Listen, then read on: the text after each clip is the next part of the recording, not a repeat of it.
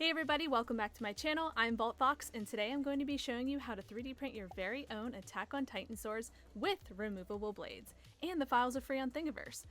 They may just not work very well on Pup. Start off with this build, I'm going to be using some files from Thingiverse modeled by a user named Davidson. I'll have it linked in the description down below for you guys. Make sure you read all the comments that he has on there. It'll give you a little bit more insight on how to print this out for yourself. You're going to need to make sure to resize all of the pieces to 90%. You're going to need to print out 2 of the Grip 01 pieces, 2 of the Grip 02 pieces, 2 of the Blocker 01 pieces, 2 of the Blade Base 01 pieces, 2 of the Blade Top pieces, 2 of the Lever 01 pieces, 10 of the Blade Mid pieces, and 2 of the Grip 03 pieces.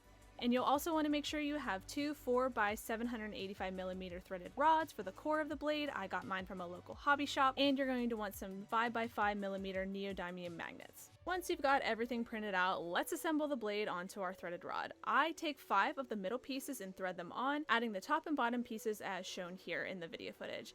I did need to cut down the rod just a little bit, so I'm marking here with some painter's tape where I'm going to need my husband to cut that later because I don't trust myself with this cutting tool. He used a metal cutting tool that we got pretty cheap from Harbor Freight. I'll link that down in the description below for you guys. It was like 25 bucks. Thank you, Brian. I appreciate you. Once the rod has been cut to size, I'm getting to work on smoothing out all of those layer lines on the blade pieces with some UV resin. This has become an absolute game changer and my new go-to when it comes to filling in layer lines on my 3D prints. I'll link the video where I go over this technique above for you guys in the cards. And all I'm doing is taking some of that UV resin that's typically used in resin 3D printers, and I'm painting on a thin coat of it with a chip brush. Make sure you're working in a well-ventilated area and you're wearing gloves whenever you work with this stuff. That's very important. And once all of the pieces are coated, I stick them in my homemade UV chamber for 15 minutes to cure. You can also put this out in the sun to cure for about 15 minutes as well. You're just going to need to make sure to flip it so it hits all of the sides evenly. While all of those are curing in my box, I get to work on assembling the grip, and here you can see how everything loosely fits together with the bottom of the blade. I make sure to take the blocker piece and my neodymium magnet and super glue that magnet into the hole, and then I take the blade grip and super glue a magnet into that tiny slot you see here. Make sure that your magnets are actually facing the right way so that they, connect to each other as opposed to opposing themselves whenever you're assembling things. Here I'm showing you how all of the pieces fit together and how the bottom of the blade will slip in and out of the blade grip. The bottom of the grip has some of these little bumps to align them, so whenever you're gluing them later, you'll see how they'll fit in with the top. Now to assemble everything together, I'm just taking some sandpaper to roughen up the surface, and then I'm getting out some of my 5-minute epoxy to glue all the pieces together. And just a heads up, this Gorilla Glue epoxy is, it's disgusting. It reeks. I have a really messed up sense of smell where I can't really smell anything at all anymore, and I still smelled this. It smells like burning, which makes sense because it's basically resin and the chemical reaction is what's causing that, so make sure you work with this outside because I didn't, and our whole house just absolutely stunk and I felt really bad about it. Once I mix all that up, I smooth it on with a popsicle stick and I stick both of the grip pieces together, making sure that they're aligned correctly with the blade base, and then clamp them together with some of my metal clamps. I'd honestly recommend using plastic clamps to avoid potential breakage of your prints, but these were all that I had on hand and they got the job done. I set these aside to cure for 30 minutes and I went back to work on my blade pieces. As you can see here, all the resin on those blade pieces has cured in 15 minutes, but you can see that they're still a little bit sticky, and not to worry, that's totally normal.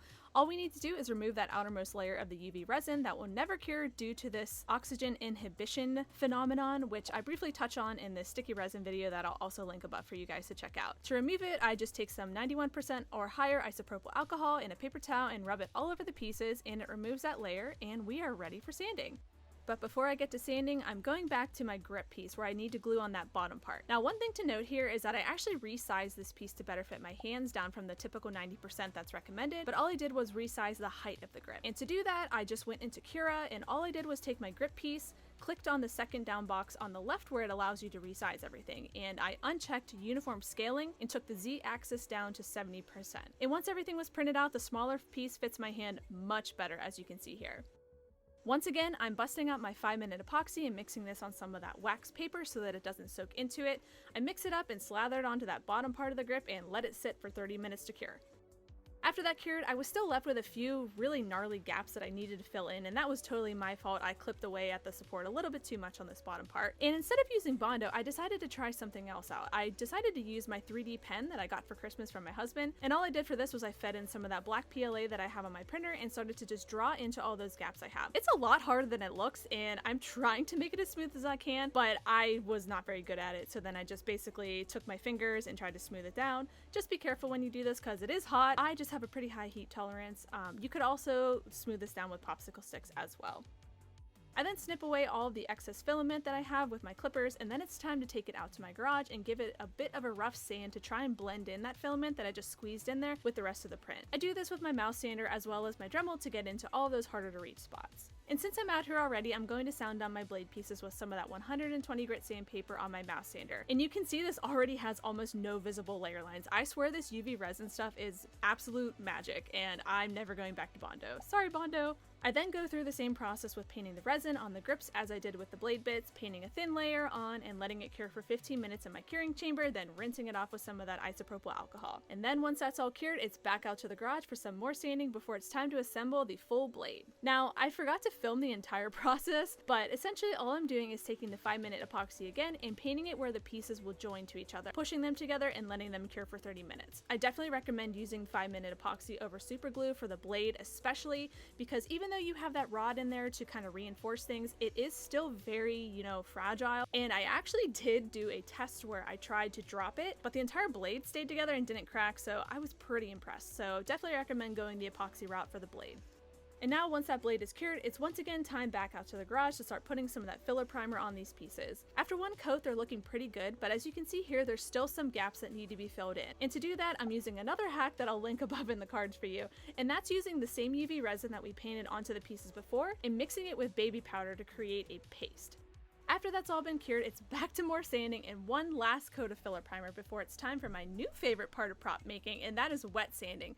Do not sleep on wet sanding your props because it makes things just immaculate. I never really got the hype about wet sanding in the past, but now I am like full team wet sanding. Like everything I do, it's wet sanded now. And to do that, I just take some 800 grit sandpaper and get the piece and the paper wet, and I start sanding. I'll eventually move up to 1200 grit, and by the end of it, it sort of looks like this. A bit shiny, but that's just filler primer. And the last thing before I get to painting these is to show you how I got the grip markings on there. This model didn't have them there, so all I did was to take an X-Acto blade and carve them in myself. Just be careful, obviously, because you're working with a sharp blade. And finally, it's time for paint. I'm using an airbrush for this and starting off by giving the blade and grip a base coat of black. Then once that's dry, I go over all of it with a few thin layers of all clad in aluminum. I then paint the grip part with some brown leather paints, and it was at this point that I realized I didn't really like the overall color of the grip, so I went back in with a darker gray and painted that on with some acrylic paints. The last step is to do a black wash, and what I'm doing here is actually using oil paints and naphtha. I've also got a video on this technique as well that I'll link in the cards for you, but essentially it's just like I'm saying. You take some of this naphtha, pour it into a cup, squeeze in a bit of your oil paints, and mix it all together.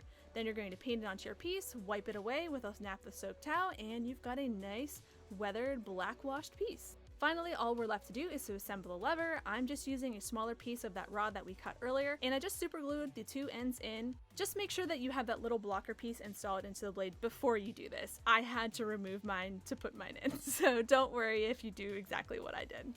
And that's it! You're ready to go and kill some titans or just the Aries. Anyways, thanks again for watching as always, and if there's anything that you have questions on, feel free to leave them down in the comments below, and I will catch you guys next time. Bye!